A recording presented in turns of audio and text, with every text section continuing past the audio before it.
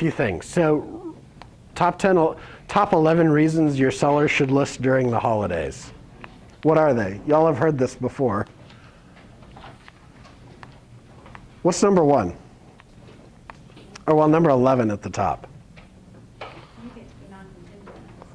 So by selling now, you may have an opportunity to be a non-contingent buyer during the spring when many more houses are on the market. What's one of the most real objections that's up here? No, I don't have anywhere to go. So the reality of that is, are there more homes that come to market in the spring than there are in the fall? Yeah, and we'll look at the history of that. What's number 10?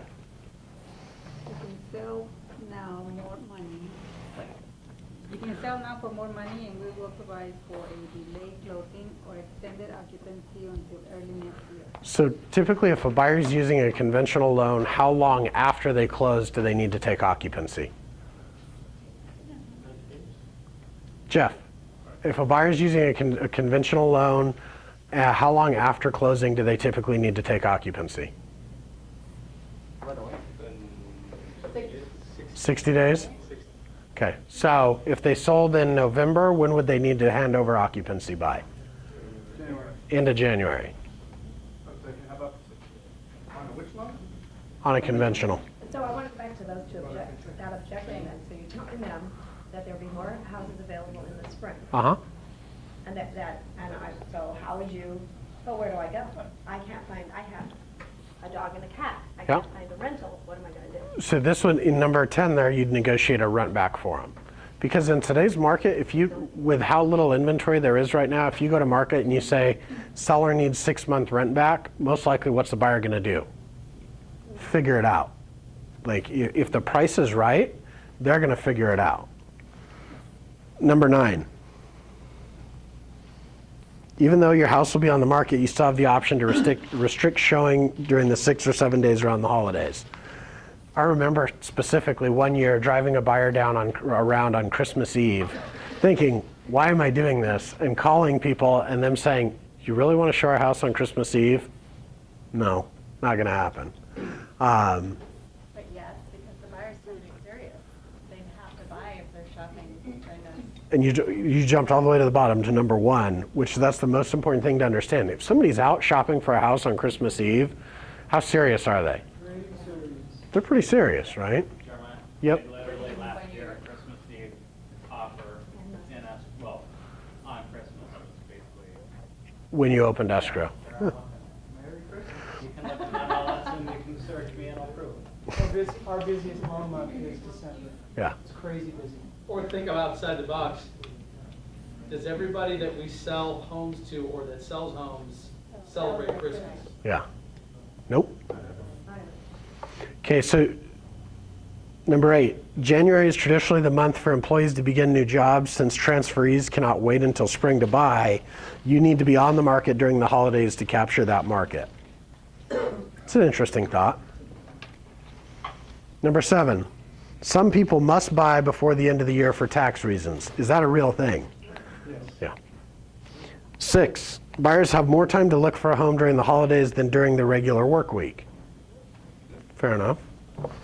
5. Buyers are more emotional during the holidays, so they're more likely to pay your price. Maybe. I will tell you that if we went and we looked at a house over the holidays and there was a Christmas tree in the house and it smelled like cinnamon, we would overpay. Especially that cinnamon for Yeah.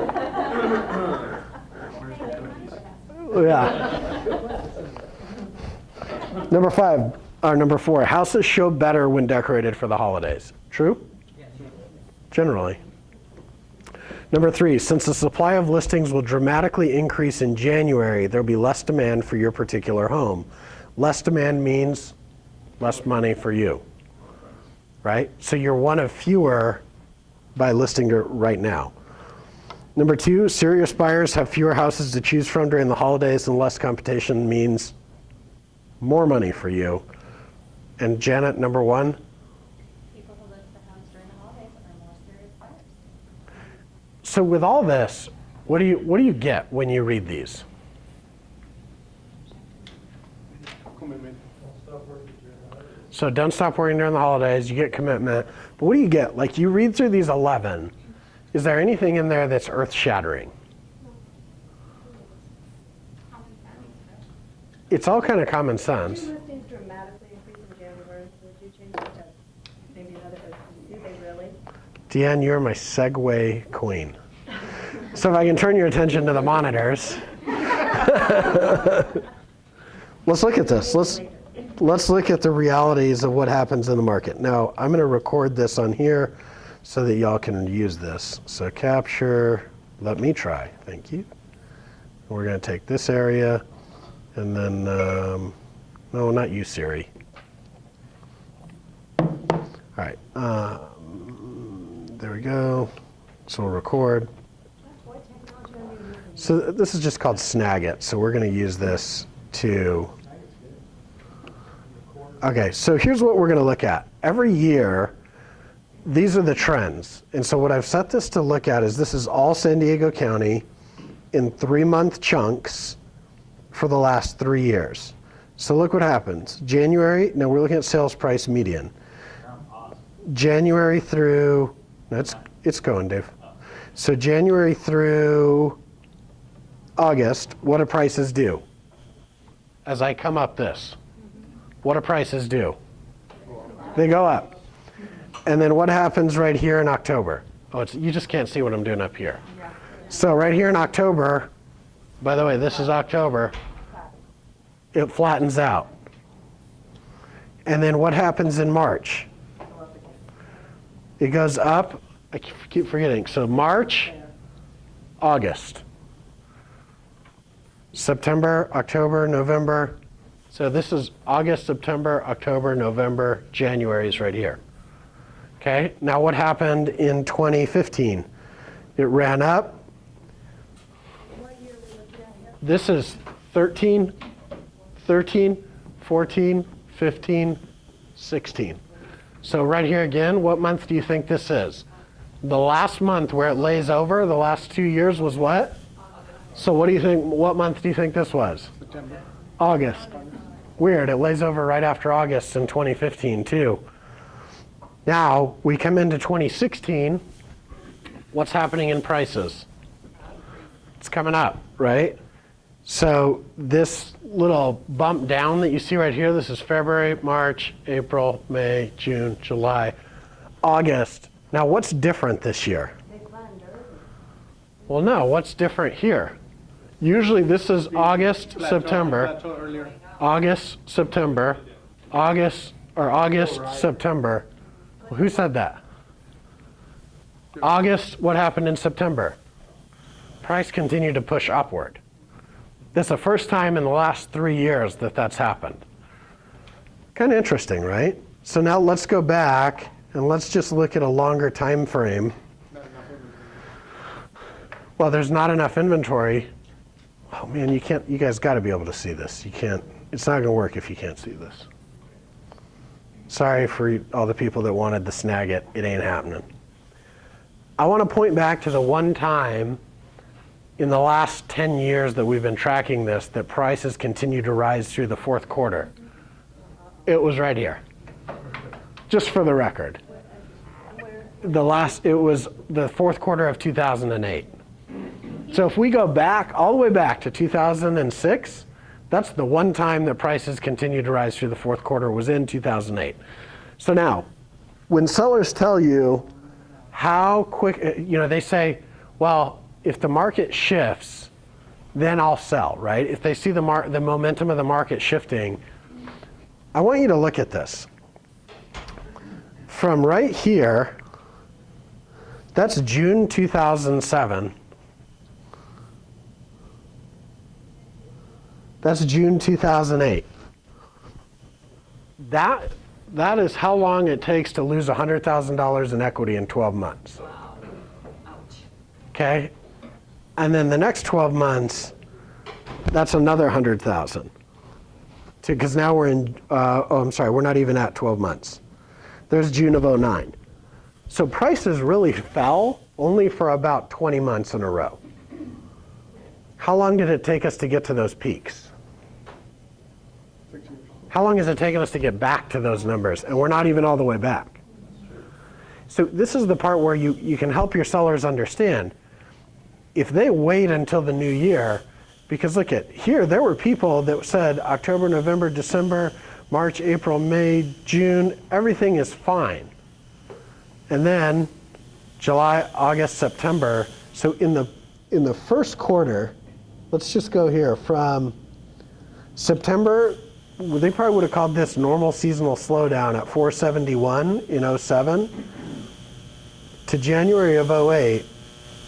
We saw a $50,000 change in the median sales price in 6 months. That's 10%. It's a little more than 10%. But there were other external factors contributing to that. If we're not seeing this, we're not going to have. 100%. And what am I trying to demonstrate? List now. How long, It dropped quickly. there you go. How long does it take for you to know that it can shift? The market can move so fast that it'll make your head spin, up or down, really. So just looking at this, then you see we wrote it down and now we've come back.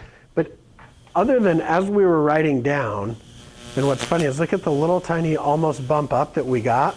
Look at what that was. Can y'all read that? June. So the one little bump up, even in a massively declining market or a massive appreciation market, you still get seasonality in the market. So now let's look at the number of active listings. That was the tax bonus too, right there. Well, that was just summer. So let's do the same thing. We're going to go 3 years back in active listings. What happens every year in the market?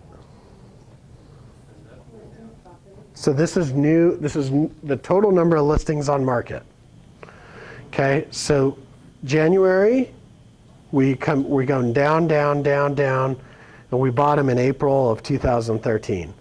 The next year we come down, down, down. We bottom in February of 14. We bottom in February of 15. We bottom in February of 16. So when do listings usually hit their lowest point on the market? When do we absorb the most inventory? Right around February that's usually the tipping point.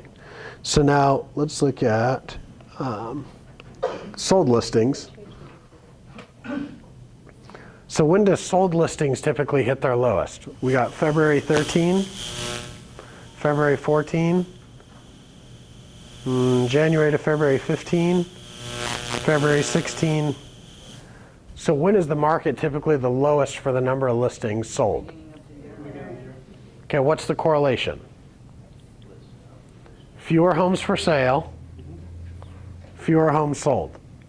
It's like really simple math, right? Less inventory, less sales. So if I'm a seller, look at the numbers here. This is September, or well, let's look at October. 9,730 homes on market today, or homes sold today. We go down here to February, 7,083. What percentage swing is that? Roughly 30. So 30% fewer homes sell then. So when do they get that 9,700 back? June. By June. Okay, so then if a seller is saying to you today, we want to wait, when are they really saying they want to wait until?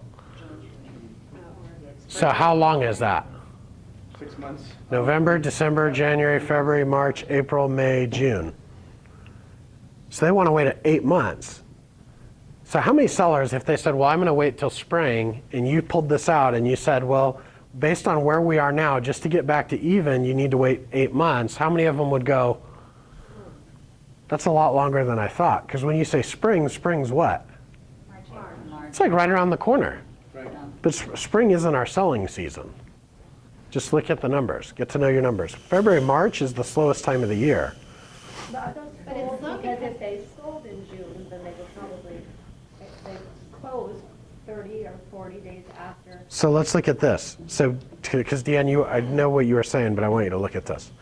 So these are new listings. So January, 9,413.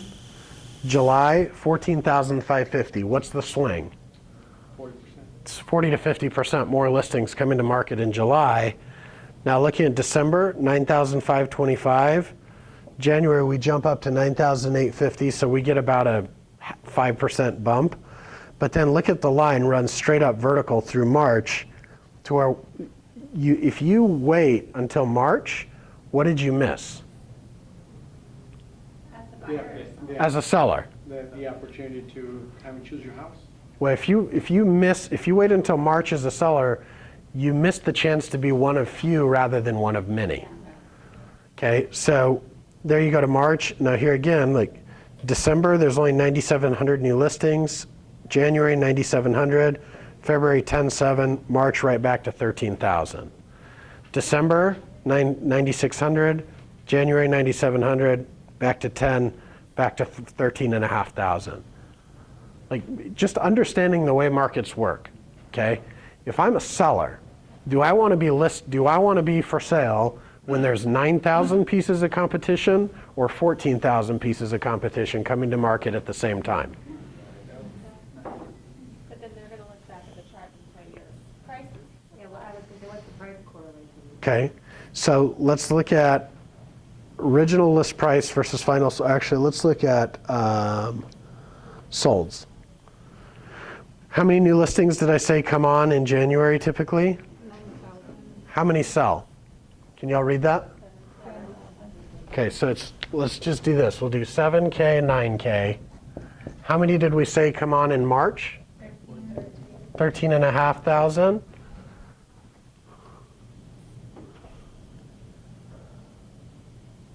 In March, 7170 sell. Who do you want to be? Which seller do you want to be? Do you want to have 7 and 9 odds or 7 and 13.5 odds?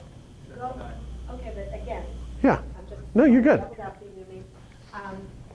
The sold in March, but they wouldn't, if they were sold in March, they wouldn't have been on the market in January, February. So Well- should we bump the sold up? So sure. Look, if you go to April, it's 8,300. No, I get it. And I think you make a valid point. Even if I go here and I go to May, there's 9,300 in May. I'd still rather be 7 and 9 instead of 9,300 out of 14,000. Okay. Now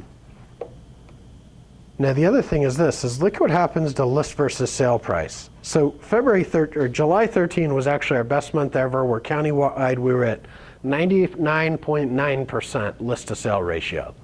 This was July 2013 was your seller's opportunity to pick their price. Since then, we dropped down in January to 96.8. We came back to 97.5. We dropped down to 96.2. We came back to 98. Dropped down to 97.2 and came back to 98.4. So what's the difference? Winter to summer, historically, what's the difference? Just a few percentage. It's less than 1% typically. When you have a range, which one do you pick when you think of list to sale? It's good. I don't know the answer to that. I don't know the answer to how they calculate this. Do you know the answer to that? The low end of the range or the high If end? you have a value range, Mm-hmm. well, I don't know 100%, and I know that in the MLS, they always pull the high end of the range as the list price, original list price. Mm-hmm. It's got to be calculated off, Now it's always calculated off the original list price. As agents, we use the low end. Yeah. It's better. Yeah. Yeah, so if you're using ranges as part of your pricing strategy, the ranges are wide, Mhm. your sales price to list price ratios are going to be as well. Okay, so forget about that part for a minute, because I think that's a question that could take us down a rabbit hole. Why am I illustrating this for you? To show that you don't necessarily get, prices aren't that much less, What it with less inventory in the winter months than there are. What it looks like to me, here's the other thing too. Who brings their house to market in the middle of like March, April, May, June? There's like, have you all not seen the same 9 houses in La Jolla come for sale for the last 8 years in a row every spring selling season that they never sell? Right? There's a lot of people that they are habitual spring listers. It's well, maybe this is my year that I get my price. And so it's natural that you're going to see a lot more inventory and it doesn't get absorbed. The reality is if the game was just the time of year to list it, we'd have 0 homes on market right now. Do y'all follow what I'm saying? Because based on the amount, the volume of buyers that are out there, nowhere to move means what? Okay, it could mean not enough inventory. What else does it mean? It means not motivated, don't want to sell. It means I haven't seen the house that I want for the price I'm willing to pay. Right? So what that means is we got to go find them what? The house that they want for a price that they're willing to pay. And that may be a house where the seller wants what? Significantly more than they're willing to pay, and we got to negotiate them down. It's thinking about it. I mean, I don't know about you all, but I've seen a couple of overpriced listings here lately that have just been sitting around. All right, what's your ahas as we look at this? When you look at the actual sold number of listings, winter versus summer, you're talking a change of 7,000 to 11,000. Okay? So at the very, very height, it's 7 to 11. Show 2000, did you show 2016? Yeah, here I can look at, I'll just go this year. Caroline, Yes. just to clarify, is that 7,000 sold out of 8,300 listed? This is 7,000 sold out of 9,000 listed. This is 9,300 sold out of 13,500 listed. And then it's about 1% price difference between the highest and the lowest. So let me do it this way. So this is fourth quarter versus second quarter. Okay? So in the fourth quarter, we see an average of 9,700 new listings. Is that fair? Yeah. In the second quarter, we see an average of, we're going to call that 15,000 new listings. And if we look at how many sell, in the fourth quarter, we see 7,600. In the second quarter, we see 11,000. Somebody do the math. And we can look at pendings too to see when they go pending. I mean, if you look at pending, this is 7340 something, and this is 11,173. So the pending and sold number is pretty tight. 78% of the lot. This is what? 78%. What's this one? Is that top number 13? 11 and 15. 15. 73. Huh. So you got a 5% better chance of selling by listing in the fourth quarter than the second quarter. Assuming the price is right either way, right? So interesting, right? This isn't what we've normally been conditioned to think. Now, if the seller's looking to hit a home run on the price, what time of year does that typically bode well for? Summer. Summer. July, August.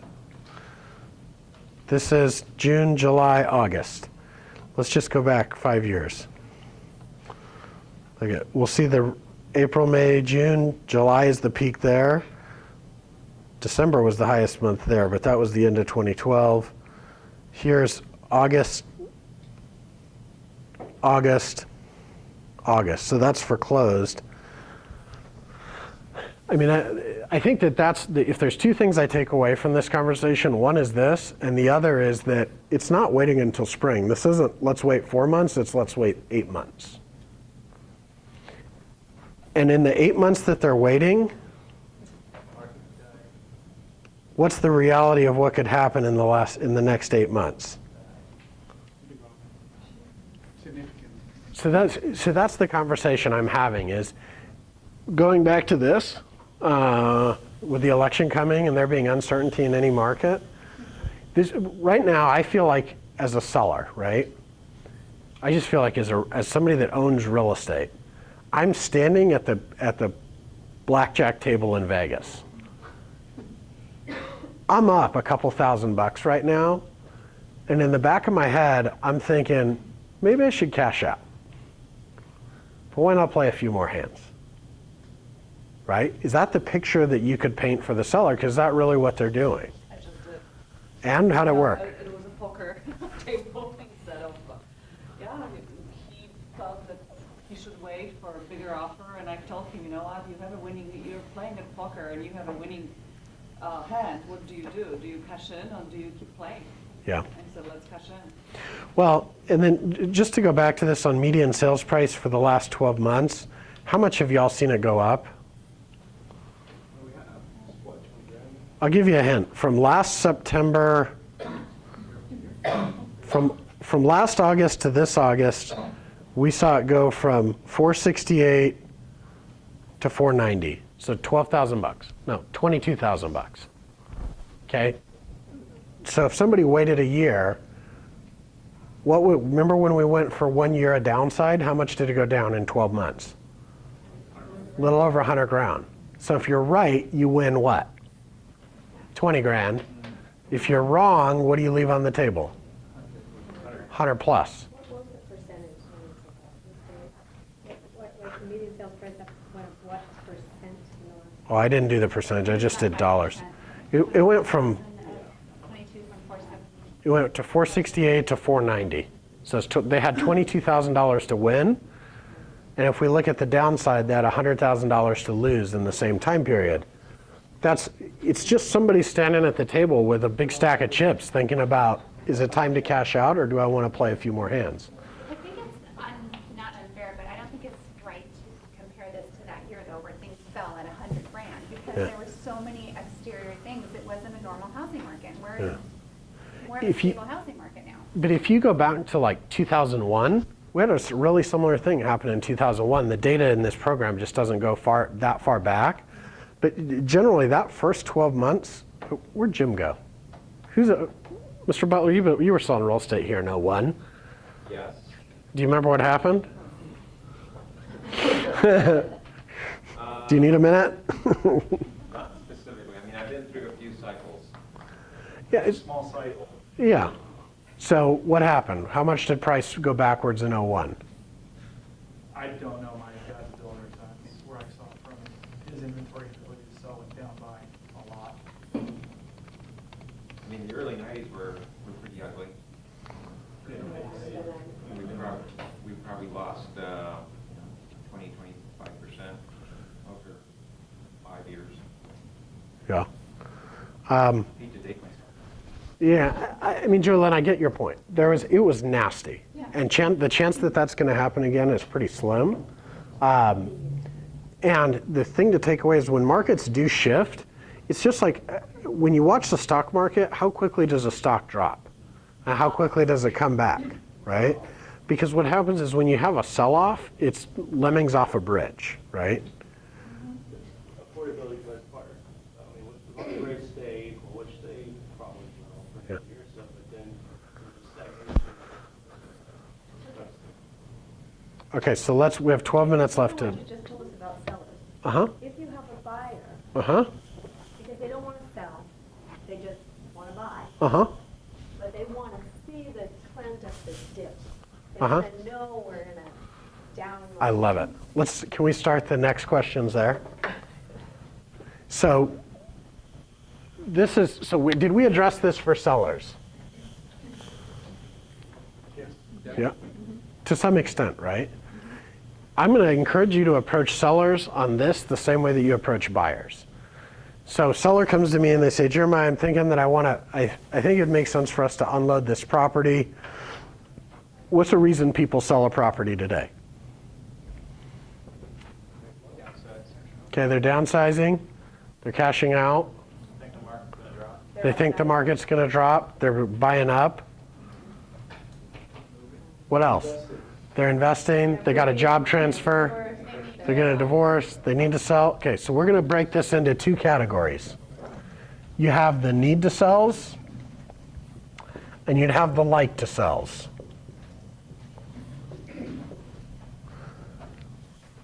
When is a good time for this person to look at market factors when they're considering selling? Right now, they need to sell. I heard it. Somebody said it. Why never? Because they need to sell. It's just like, look, if I own 1,000 shares of Apple and I need that money, what am I going to do? I'm going to go cash in my Apple to get my money to go do whatever I need to do with it. This is the same thing. And so what you have to recognize is as you're pre-qualifying your people, if you're talking to a seller and they're saying, well, I'm thinking about waiting to spring to sell, where do you immediately go to them? Well, why would you sell in the first place? I think you said exactly what I was going to say. So why would you sell in the first place? So what's an answer to that that would have you stuck?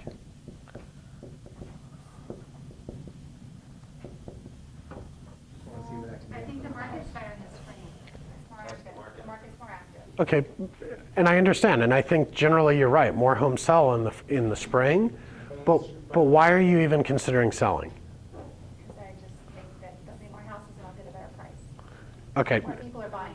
and I understand that that's why you think you'd want to sell in the spring, and why would you sell at all? Because 20 years from now, the house will be worth significantly more than it's worth today. So why are you selling? Well, because I kind of would like to buy it and move somewhere else. So where would you move? That's the problem. I have nowhere to move because my house, I love it, but it's a little too big. But when I go look at other houses, they're either too expensive, they're more than mine. I can't get what I want with mine. Okay, so what did she say? So will you keep going with this with me? So what did she say? Too expensive. And find what I like for the price I want to pay. Price I want to pay. She can't get what she wants for the money. Okay, I only heard one thing. Who heard that? My house is too big. Yeah. Because the rest of it's all smoke. Like you want to get to the fire, right? Okay, so tell me about, you said your house is too big. Tell me about that. Well, I had 5 kids and we're down to 1. We just have a big house and we don't need all this space and we don't need to maintain it. We're tired of maintaining all this space. Okay. So we'd like to get something smaller and easier so we can travel more.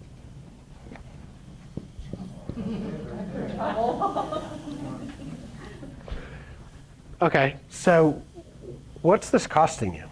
By the way, this is a real story. We're gonna have you we'll have you listed by the end of this conversation. What's this costing you? Seriously, what's it costing you? Oh, I mean, just our electric bill is like $350 a month. If we had a smaller place, you know, so I mean, a maintenance, we have a landscaper, we have the housekeeper, we have electricity. I mean, it's not our mortgage, just regular, Just what's it costing you? Give me a ballpark number. my soul. No. Well, we're gonna put a price on that in a minute. Okay, $1,000. I don't know. Okay, so it's $1,000. Right. What's it costing you in mortgage payment? Like how much will you save in mortgage when you move to the new place? Well, that's kind of the problem. In order to save in mortgage, because I have a really good interest rate, Okay. and I don't owe a lot on this house, and to buy one that I like is going to be maybe $100,000 more. Okay, so you're not gonna save anything. You might even spend a little bit more. Maybe. Okay. So what about your sanity? I mean, you're living in the house that you raised your kids in that now they're gone. They'll be back. So give it time. So what's that costing you? Yeah. Like, I'm just sick of it. hang on. I think, you know what it costs me? I think about it all the time, and I'm constantly going, should I move, should I move, should I move? If I can find it, so it's driving me crazy. I can't get it off my brain. I don't even know how to begin to help you quantify that. Yeah, I know. But obviously you have quantified it though. Bugging me. Here's a good therapist. Yeah. No. Like, I want you all to listen to this very carefully, because is this not a real conversation you have with the seller? Actually, is a real I actually Yeah. I have it with her all the time. But like, take it serious, really, Yeah, because you've quantified it. yeah. Because so what would it cost you to go buy the bigger house that you would want to be in? The bigger house? No, I found Or, I mean, one the- on the- Ocean View, it's $989, but it's only 2 bedrooms, so it's a little too small, and it would actually, my mortgage would go up. And Okay. It's like everything I'd want to live in for the rest of my life. So if you had 3 bedrooms, would that do it? Yeah. What would that house cost you? Like 1.2. Yeah. Okay, so 1.2. What could you get for your place now? Like 850. Okay. So what's the difference? 350. So when you jokingly said you can't put a price on your sanity, that's the price you put on your sanity. So is your sanity worth that or no? Yeah. So what's 350? What's the reality of that? And mortgage payment? What's the mortgage rate today? That's like $1,800 a month. What's that? Be, what, quarter? So what's the payment on her sanity? $1,800. Is it about $1,800? Okay. You don't think the right So your sanity costs $1,800. Yeah. Well, you just told me you save $1,000 here. So that means really your sanity is costing you $800 a month. Where could we find the other 800? That's where the conversation stops because I'm at the end. I don't want to ramp up. I want to ramp down because I want to travel, remember? So I don't want my expenses to go up. I know. So hang on. So where can we find the other 800? I don't worry about that number. I just look at the top number. I'm just going to make more money, Okay, so you could make more money. That's option number one. which means I can tax less. So if you had your sanity back, how much more focused would you be to make more money? Yeah, maybe a lot. You can make more money. Less to maintain, less to manage. Okay, so now let me ask you this. We're talking about 1.2 is $800 a month. If I could find you something for 1.1, how much have we narrowed the gap? Maybe to 600. Maybe. Probably even less than 600.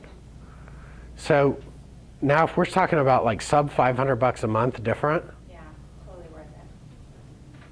so what do you have to do to get there? Yeah. Yeah. But, so do you see what we just did there? All we did, now, was I attached to whether or not you buy a new house? I don't even get paid, right? No. But what did I do to help her?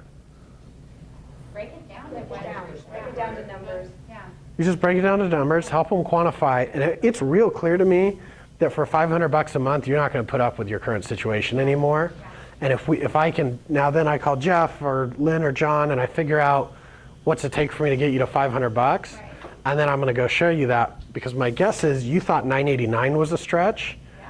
but if I can take you to 1.1, I'll find you exactly what you wanted and probably more than you thought you could get, Right.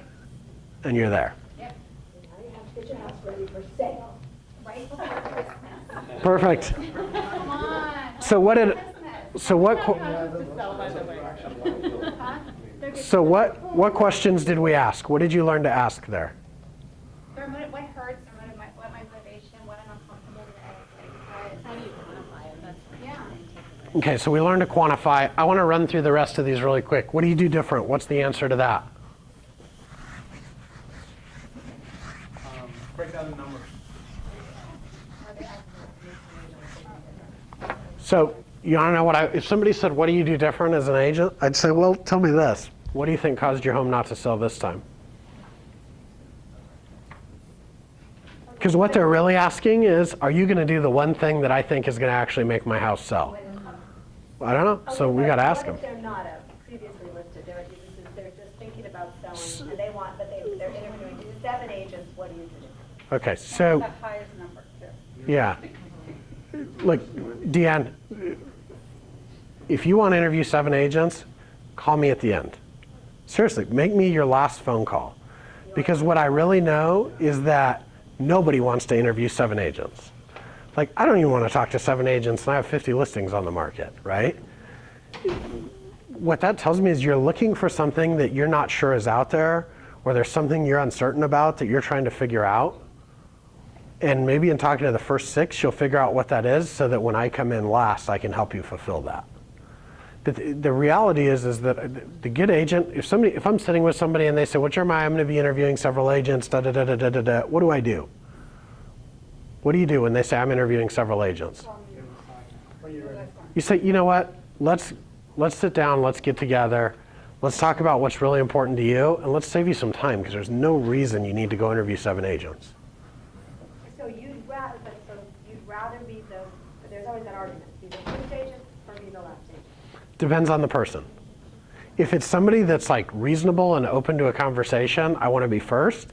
If it's somebody that's like, you are not getting a listing agreement out of me until I've interviewed 7.3 agents and there's nothing you can do about it, and I'll sign it on October 8th when the moon hits the lunar eclipse, like that person that they're so clear on they're not doing it until then I want to be last. Because then they feel like they're fully prepared to make a decision. So All right, next one. We love you, but someone's cheaper. What do you say? Are they gonna use that love that I'm giving you? Will they get you as much as I can get you? So you just want to change the conversation. You say, so it's, these are all, every single one of these almost, by the way, is a level shift. So if somebody says, you know, Jeremiah, we love you, but, and we'd really like to work with you, and if you'll do it for $500, we'd do that, because Bob Realtor over here will do it for $500. I'll go, the first thing I would do is I would basically handle the objection and say, look, if he'll do it for $500, I'll tell you there's somebody else who will just list it for free just because they might get a buyer out of it. Price isn't the thing here.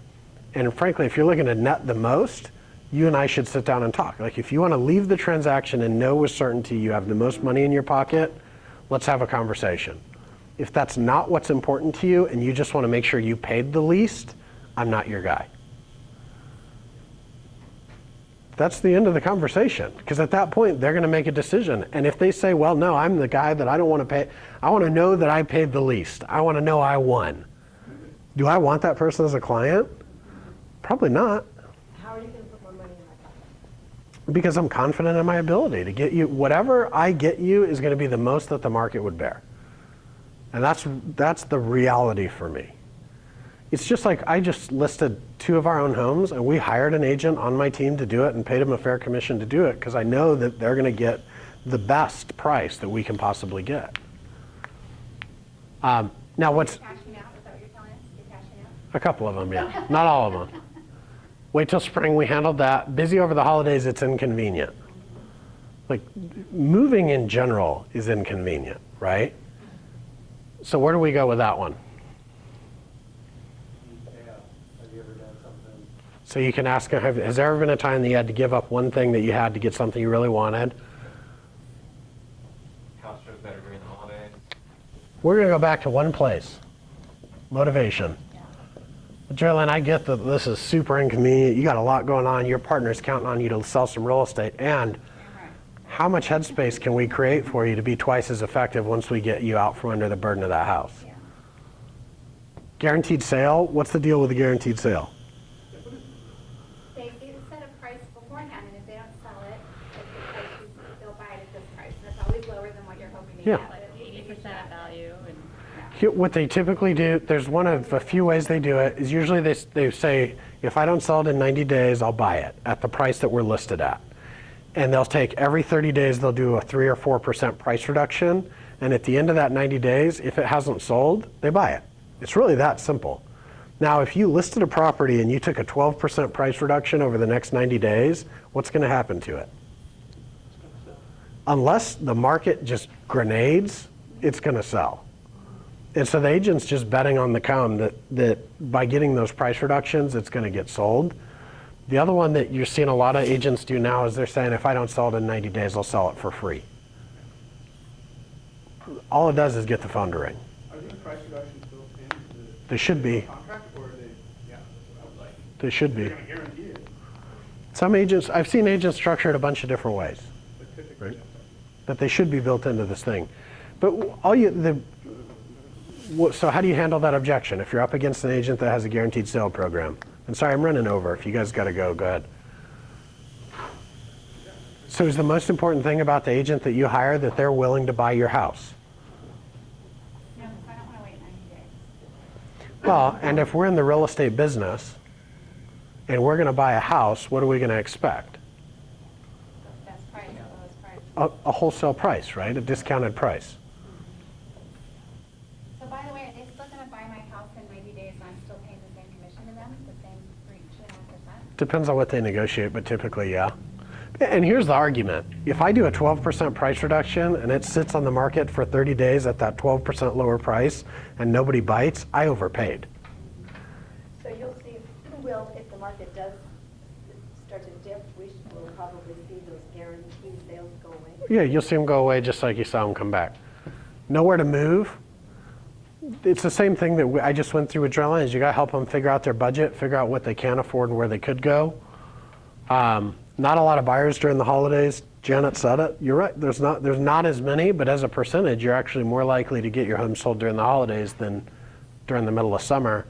And The buyers that are out looking over the holidays, they're out to write offers. They're not bored. You said it was, where were you when my home was on the market? That's an easy one. I was busy selling the homes that I had listed. Election coming up, uncertainty in the market. So this is, to me, this and this are the same thing. Is just fundamentally, we can't make life decisions based on what ifs. Like if you sat around and you made all your life decisions based on what ifs, you would never leave the house, right? So that's what you have to help people understand. They say, well, I'm not sure what's going to happen with the election. You're basically a therapist at that point. You go, okay, well, generally, unless something really wild happens, it's going to be one of two people. So if person number 1 wins, what do you think will happen? If person number 2 wins, what do you think will happen? Which one do you think will win? What if you're wrong? I don't know. Yeah, so and then you just ask them, what if you're wrong? And so you're just taking them through the decisions to get them to a place to where they go, it doesn't really matter. Like, if I need to sell the house, I gotta go. What's that? It's a calculated risk. Yeah. Try to get Getting out of bed is a calculated risk for some people. All right, I want to fix the house first before I get it to market. Again, that's an objection you get typically over the phone. What I'd say is well, let's take a look and let's make sure you spend your money wisely. The last thing I want you to do is throw money away on repairs that aren't going to matter. And then a family member is an agent. How do you handle that? What if that deal goes down? how many deals do they sell us, or how many houses do they sell? Look at what their mind is about their history. Yeah, look, I'm just going to ask them and say, so Jeff, what's the most important thing to you? Is it hiring the best agent or the one you're related to? And if they say the one that I'm related to, I go, great. Well, how long are you going to give them? And if they don't get it sold or don't do the job, when do you want me to follow up just in case it doesn't work out? Because if they say it's more important to me to hire my brother and lose $100,000, what objection handler do I have left? There ain't one. So what? Say they listed with that person and you watch it and it doesn't sell, but we cannot contact them, right? If it doesn't sell and it expires, I can. And it not till it expires. Yeah. Even though prior you asked them when I can call you back. Well, If he says, call me back in. are you Yeah. supposed to do that? No. Are you taking this? Yeah. So the short answer is, like, if they're listed, you can't interfere with the listing contract. That's the real answer. But if they say, I'm going to give them 6 months, then you want to coach them to get a 6-month listing agreement signed. So if it doesn't sell in 6 months, then you'll see it expire and you can follow up. But can they contact you? Sure. Yes. So you can have that conversation? Absolutely. And say, okay, I can't contact you, so. If they call you the day after that they listed it and they say, I think I made a mistake, I want to list with you, you can say, great, let's sit down and let's talk about what it would look like to list your house when this one expires. Not let me coach you on how to cancel the listing. And if they decide they want to cancel and they ask you for the cancellation paperwork, Yeah. Contact them or email. no, don't send it because your name is on the bottom of it. Cardboard. Yeah, well, that's happened. Yeah. More than once. Don't